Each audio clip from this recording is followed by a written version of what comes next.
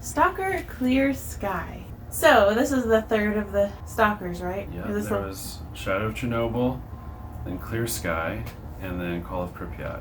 And compared to those other two, how did you like it? There's this common theme in which games that people tend to say are not very good, I automatically approach them with low expectations because these games have not been hyped. And over again, I get constantly surprised by how underrated a certain game is compared to others. And I know that a lot of soccer fans are going to think I'm crazy, but I really do think that Clear Sky is better than Pripyat, even though the community adores Pripyat. And the caveat is, I played it in 2020. If I had played Clear Sky back when it was first initially released, I think it was 2009, it was so buggy and it had so many problems that I can understand why people thought Pripyat was better, because it was like the most stable. So was the type of music it had, was it ambient, or did they have music playing like how Chernobyl did? They had both. The sound effects while you're traversing the zone sound incredibly familiar if you've played the previous game, Shadow of Chernobyl. The music in it, I don't actually know if this was Arsenal Overhaul or if this was part of the vanilla. That soundtrack was very bluesy. So when talking about the graphics, does that really count since you used a mod? I did use HD textures. What have kept the Stalker games alive is not GSC. What's kept the Stalker games alive and made them phenomenal is the Stalker community. Like, the fan base around those games is phenomenal, and the technical know-how of the people who enjoy those games is incredible. With the HD texture mods that I put on there, that game looked phenomenal. How is the gameplay? So the gunplay in vanilla, at least when you're first starting off, was rough.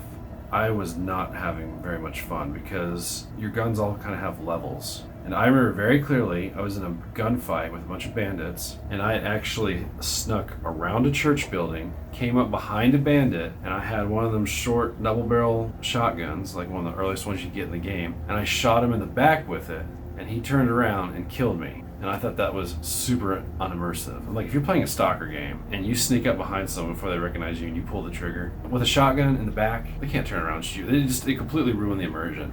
So that's why I immediately was like, I gotta play with mods. So I downloaded Arsenal Overhaul because I was told that was the most stable one for it. That completely changed the gameplay and made it way more enjoyable, where if you shot someone with a shotgun, like a bandit who had no body armor, just a jacket, you didn't have to worry about him turning around and shooting you back. I played on veteran difficulty, and it also made it very difficult if you were the one to get shot, so that's why you would want to play it safe.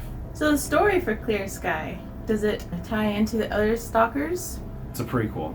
I don't know how much I should say. I mean, if someone's watching this, it's probably because they've already played Stalker. The Shadow of Chernobyl, the basic story for that game, they got their idea from Roadside Picnic, but the main character in that game is actually the villain that you are trying to kill in Clear Sky. I thought that was kind of cool.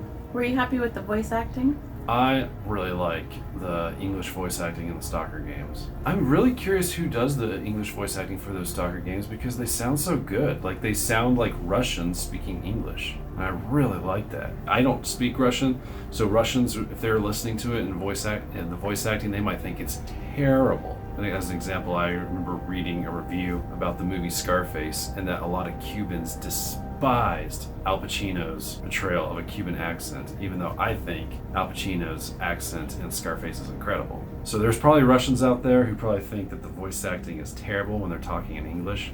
I personally think it's amazing. Was there anything unique that Clear Sky had that the other Stalker games did not have? The biggest thing I remember about Clear Sky is there's a particular map called the Red Forest, and it was my favorite map in the game. It's not my favorite map out of all the Stalker games, but of that game it was my favorite map, and that map is not in Pripyat or Shadow of Chernobyl. And I just really liked it because you were walking in a forest that had red leaves because it was like fall season. It was just very, very pretty. But at nighttime, that place was terrifying because you couldn't just take off and run when you heard noises because there was anomalies everywhere. But they had mutants running around and growling and roaring and stuff like that. And I'm looking through the forest with my night vision goggles. Night vision goggles in Clear Sky are terrible, even with the Arsenal Overhaul mod. That's one thing that Complete does better, is they have better night vision. How'd you like the enemies in that game? So the enemies that were in that game were the exact same enemies that were in all the other Stalker games. Like, I don't remember them introducing any new creatures in Clear Sky.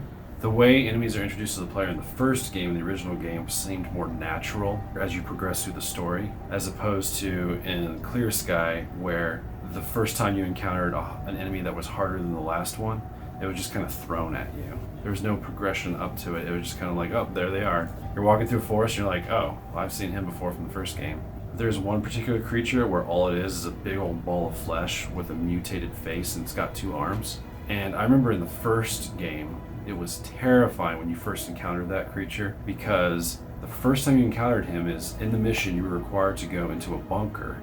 And so you're going around this bunker, looking around, and you hear this terrible noise, this rumbling. You're like, what is that? And then you see this silhouette of this creature coming down the hallway at you. And that was freaky, because you're like, what is that thing? You know? Where in Clear Sky, I'm literally walking through the zone, and then I see one of those creatures just way off the distance. That was my first encounter to it. Like, it was just thrown in there. There is one thing that I wanted to talk about in Clear Sky, and that is, I hate the final level of every single Stalker game. But out of all the Stalker games, Clear Sky had the most bearable final level. I always have so much fun with Stalker until the final level. It's just, I get so mad. It just seems so unfair. In the first one, you were being shot at by helicopters, so you had to just run as fast as you can and hope that you find cover before you get shot and killed. I get frustrated even thinking about it. In the third one, you had to go out to a helicopter pad where the monolith, they're surrounding the helicopter pad that you're supposed to be at, shooting snipers and automatic rifles at you, and there's no cover. But the final level for Clear Sky was actually bearable. Like, at first I hated it just as much too, and then I figured out what you're supposed to do. The villain, the guy you're supposed to be killing, he is trying to get into the nuclear power plant at Chernobyl. I thought you were supposed to chase him, and I kept getting teleported through anomalies through different parts of the plant. Just constant enemy spawning, non-stop. I was running out of bullets. I couldn't figure out what to do. I found out that if you take your ray gun, it's a gun that shoots like electromagnetic beam. But if you take that gun and you just stay where you're at, and if you just keep him in your reticle and keep targeting him and just shoot the heck out of him, because he's got an energy shield.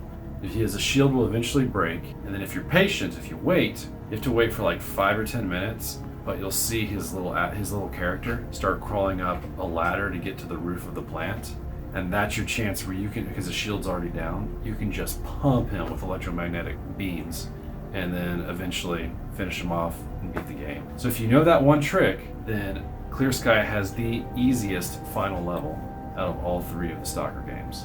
On a scale of 1 to 10, Yeah, what would you rate Stalker Clear Sky? I'd give it a 9.2. I think some of the only problems with it was probably the fact that the vanilla version is not that good.